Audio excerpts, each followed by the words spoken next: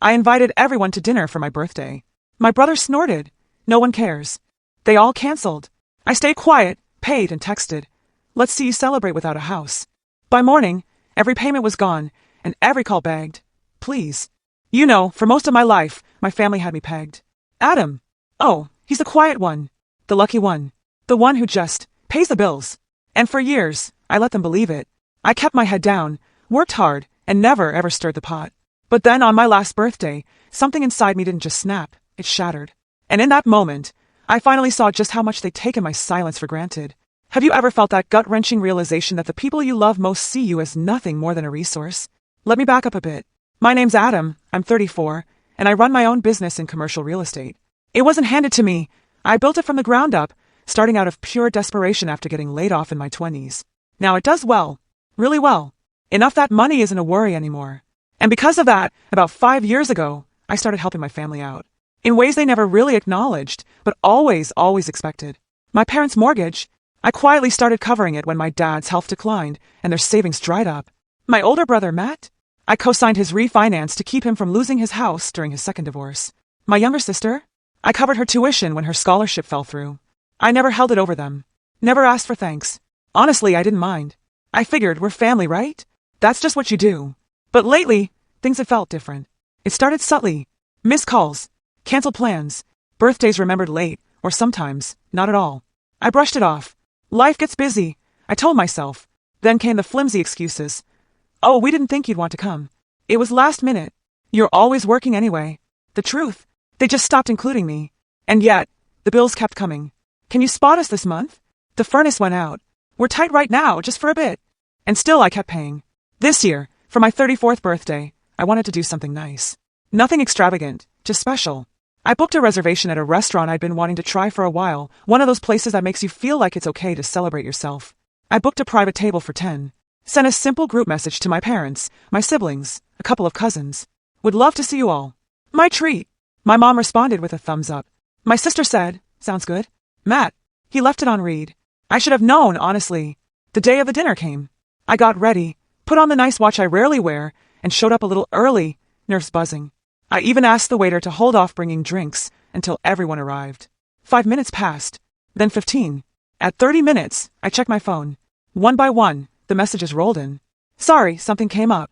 Rain check. Can't make it. Traffic's crazy. Kid's not feeling well. And then Matt. No excuse. Just, no one cares. It's just you. I stared at that message for a long while. At first, I thought it was a joke. Matt was always blunt, but this felt different. Cold. Intentional. And what got me the most wasn't the words themselves. It was the fact that, deep down, I wasn't even surprised. I just sat there, alone, at a table meant for 10. The waiter tried not to make eye contact. A couple at the next table whispered, probably wondering what sad story brought a guy to dine alone with 10 empty chairs and a birthday candle waiting to be lit. I stayed for another 10 minutes, ordered a drink, then quietly paid the bill. Yes, for all 10 seats, and walked out. Not angry. Not crying. Just empty. Like I had finally hit the end of something I didn't even know I'd been dragging behind me. I got in the car, sat for a bit, and scrolled through the family group chat. My dad had just sent a meme. My sister was laughing in the comments. No one mentioned the dinner. No one asked if I was okay. That's when it clicked. They didn't forget. They didn't miss it. They just didn't care. Because they assumed I'd always be there. That I'd always pay. Always forgive. Always smile through it. That's when I sent the text. One line. No exclamation point. No anger. Just, let's see how you celebrate without a mortgage. Then I turn off my phone. What they didn't know, what I kept quiet about for years, was that every payment I made, every dime I covered was traceable. Not just traceable, but documented. My name was on the accounts.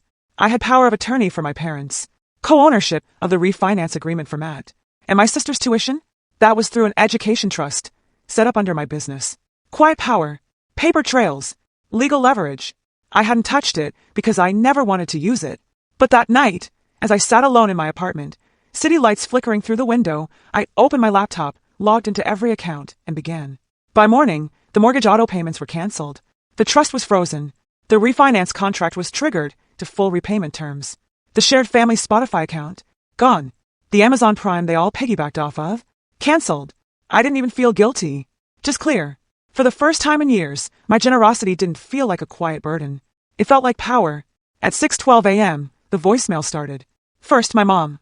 Sweetie, something's wrong with the mortgage account, can you check? Then my dad, hey, I think we got hacked.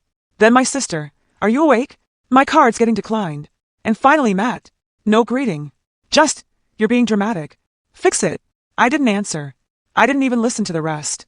I just let the messages pile up, one after another.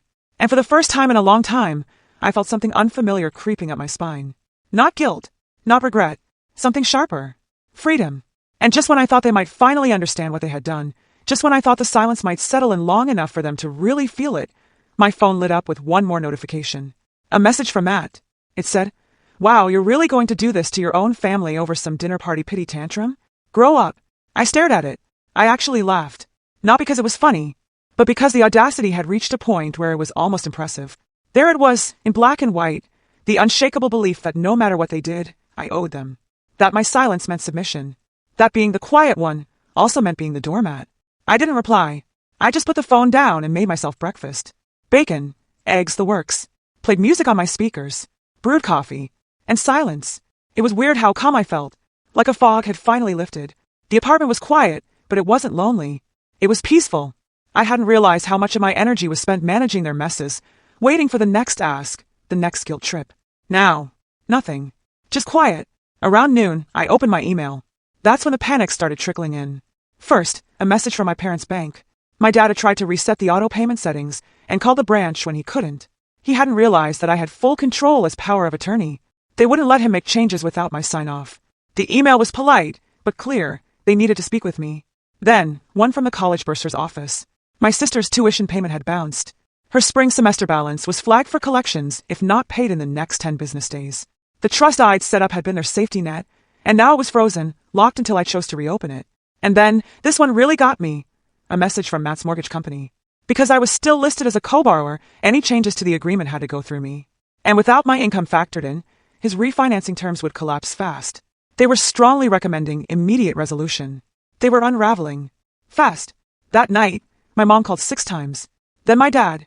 Then both of them on speaker. I didn't answer. I didn't feel the need to. I sat in the dark, sipping whiskey, listening to the quiet hum of the city and watching their names pop up and disappear. And then at around 10:47 p.m., my phone buzzed with a message from my mom that just said, please. I still didn't respond. Because I realized something, sitting there in that quiet apartment. That please wasn't about me. It wasn't about understanding, or regret, or even love. It was desperation. They weren't sorry for what they did. They were just scared of losing the things I provided. Scared that maybe, for the first time, their words didn't work anymore. 2 days passed. I took a long walk. Treated myself to a movie. Didn't answer a single call. By the 3rd morning, my voicemail inbox was full. I checked a few, just for curiosity. My dad, trying to sound firm but clearly unraveling. Adam, this is ridiculous. You've made your point. Now let's fix this. Matt, sounding like he was recording at a mid-range stroll. You seriously think you're better than us now? You think you can just walk away from your family? You're pathetic. My sister, near tears. I might get dropped from school, Adam. I don't have anyone else. Please, just talk to me. And that's when I finally replied. Not a call. Just a single message in the family group chat. All I asked was for one dinner. Silence. Then another message. You made your priorities clear. Now I'm making mine. That was it. Nothing more. I left it at that. But the real shift happened later that night. I got a text, not from my family, but from someone I hadn't expected. My cousin Rachel. We'd always been cool, but she mostly kept to herself. She wasn't part of the mortgage mess or the tuition trust. She wrote, hey, I know things are crazy right now, but I just want to say I'm sorry. I didn't know how much they were leaning on you. I should have shown up to that dinner. That was wrong. Let me know if you ever want to get lunch. It wasn't dramatic, just real. And for the first time, I felt seen. I texted back, told her I appreciated it. We set a time for that weekend. As for the rest of them, the silence grew louder. They stopped calling as much, though I'd still get the occasional guilt text from my mom or a passive-aggressive meme from Matt. But I didn't budge. The payments remained canceled. The locks on my financial boundaries stayed changed. And slowly, the balance of power shifted. One evening, maybe a week after the birthday, I walked past the restaurant where I'd sat alone. The same table was set for 10. Someone else's celebration now. And I realized something important. You can't force people to value you, but you can stop funding their disrespect. And that's when my phone buzzed again. Another call. Another voicemail. This time, it wasn't begging. It was a threat. Matt's voice, low and sharp. You think this is over? You think you can just mess us over and walk away? You have no idea what you've started. I listened to the message twice. Then I hit save. Because if they wanted to escalate, I was done being the quiet one. I didn't respond to Matt's voicemail, not right away. I wanted to, but I knew better. You don't interrupt someone while they're digging their own grave. Let them tire themselves out. Let them show you just how ugly they're willing to get. Then, you make your move. 3 days passed before I heard from him again. I assumed maybe he'd cooled off. Maybe they all had. I was wrong. It was a Friday afternoon when I stepped out of a client meeting and found my phone lighting up with notifications. Texts, voicemails, and one email with the subject line legal action pending. My heart didn't even skip a beat. I just stood on the sidewalk, pulled out my phone, and opened the email. It was from some low-budget local attorney Matt must have scraped up, the kind of guy who still used AOL and typed in all caps. The message was full of bluster, accusations that I had fraudulently seized control of family finances, that I was causing emotional and financial harm, and that if I didn't reinstate all payments within 48 hours, they'd be forced to pursue civil remedy. I almost laughed. It was so sloppy, so desperate. And yet, there was something about it that twisted in my stomach. Not fear. Disgust. Because I realized with crystal clarity that this wasn't about hurt feelings anymore. It wasn't even about family. This was about entitlement and punishment. Matt thought if he threw enough threats at me, I'd break, like always. I didn't. Instead, I forwarded the email to my lawyer, Brian. Brian's the type of guy who doesn't blink. I've known him since I incorporated my first company. He reviewed the message, chuckled over the phone, and said, "Adam, this guy's barking with a paper leash. You've done everything by the book. If anything, we could sue them for harassment." I thanked him and hung up. And for the first time in weeks, I felt something I hadn't expected to feel. Pity. Matt was unraveling in real time, and he wasn't alone. My mom had started calling again, too, this time with a syrupy voice, pretending nothing had happened. She left a voicemail saying she was worried about me, asking if I was okay mentally, and then softly dropping the phrase, "You know, Dad's health has been rocky lately. We could really use your support again." Right. Support. That old favorite word. Then came the Facebook posts. Matt posted a status. Funny how money changes people. One day they're your brother, the next they're your bank. And when the bank closes, you see the truth. My sister commented under it with a broken heart emoji. My mom shared it with a caption about loving your children no matter what, even when they hurt you. They weren't trying to fix things. They were trying to control the narrative, paint me as the selfish one, the villain, the one who turned his back on his family. And they knew I wouldn't defend myself publicly because I never had. They were counting on me staying silent. So I changed the rules. That night, I didn't post a long rant. I didn't name names. I simply shared a screenshot of my original group message, the birthday dinner invitation, dated and timestamped, and wrote, "I asked for one dinner.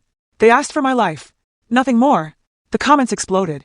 Friends, old classmates, even extended cousins started chiming in. "Wait, this is about that dinner. That's cold. Didn't even show up for his birthday, and now they're crying for help?" People only remember who paid, not who paid attention. I didn't say anything else. I didn't need to. The silence from my family after that post was louder than any voicemail. And then something shifted.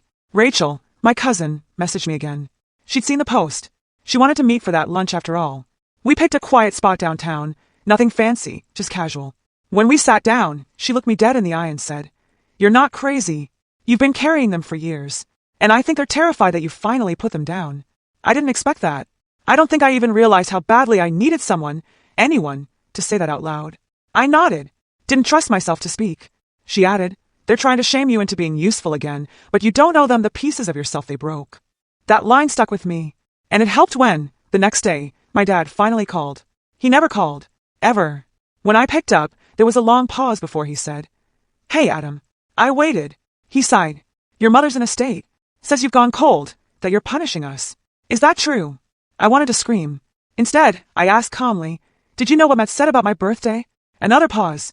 He cleared his throat. "Matt says a lot of things." That's not an answer. He got defensive. "Look, your brother's going through a tough time. 2 divorces, child support, his business. And I've helped with all of that, quietly, for years." "I know," he said quickly, "and we appreciate it." "No, you don't. You expected. And when I finally asked for one evening, a couple hours of acknowledgement, you all disappear." His voice got low, tired. "We didn't think it was a big deal." "Exactly," I said. "That was the point. I didn't yell. I didn't cry. I just said, I need time, Dad. And space. And you all need to figure out how to live without my credit card attached to your lives." He muttered something I didn't catch. "So that's it for now." I said, "Yeah." I hung up. And that should have been it. A pause. A silence. A reset. But it wasn't. Because the next morning, I got a notification from the refinance bank. Matt had tried to remove me from the loan. Illegally. And now they were contacting me with documents, flagged transactions, and a warning. If this continues, we will be forced to pursue legal action against both parties. So Matt wanted to play hardball. Fine. He just forgot who paid for the gloves. I didn't get angry when I saw the bank's message. I didn't slam the laptop shut or start pacing the apartment like I might have in the past. I just sat still, read the message twice, then leaned back in my chair. The audacity wasn't surprising anymore, it was routine. But this time, Matt had crossed a legal line. He wasn't just lying or guilt-tripping or whining. He had tried to falsify documentation and remove me from a binding agreement that legally tied both of us to his mortgage. And I had receipts, years of them. That night, I called Brian again. My lawyer didn't even sound surprised when I explained what happened. He tried to forge your signature? Brian asked. Tried. The bank flagged it before anything could go through. Brian exhaled slowly. Then it's not just fraud, it's attempted fraud. We can build a solid case here. You ready to go forward? I hesitated. Not because I had doubts, but because I still, somewhere deep down, wished it hadn't come to this. This wasn't some random scammer. It was my brother, my family, people I grew up with. But over the past few years, especially this last month, they'd proven one thing consistently. They didn't see me as family. They saw me as a wallet. And the second that wallet said no, they stopped pretending. I took a breath. Let's do it. Brian got to work. Within a week, he filed a cease and desist letter against Matt and his lawyer. The bank froze all activity on the refinance agreement, pending an internal investigation. And once they saw the forged documents and compared them to the originals I had on file, signed, dated, notarized, they cut ties with Matt completely. The loan was voided, and because I had agreed to co-sign only under the premise of joint control, his attempt to remove me without consent was a breach of the agreement. In short, the bank pulled out fully, and they didn't just reassign the loan, they foreclosed. Matt lost the house. He tried calling me 12 times in one day, left voicemail switching between rage, begging, insults, and finally, pathetic lines like, "You didn't have to go this far, man." But I never answered. I never replied. And I never felt guilty, because I hadn't gone too far. I had only matched the distance he was willing to go when he thought I'd never push back. The fallout didn't stop with Matt. My parents were next. See, once Matt's mess made waves, it triggered a full financial domino effect. My parents had no backup plan. I had been covering their mortgage for so long, they had forgotten how to budget without it. And when their automatic deduction stopped, their credit tanked. They started falling behind fast. I knew this not because they told me, but because I still had access to their account statements through the power of attorney they had signed years ago. They had handed me full control when Dad got sick, and they never revoked it. Now, as the bank sent warnings and late payment notices, I could see everything. They tried to sell their car, then their furniture. Then they started pulling small amounts from retirement, hoping to float just long enough for me to come around.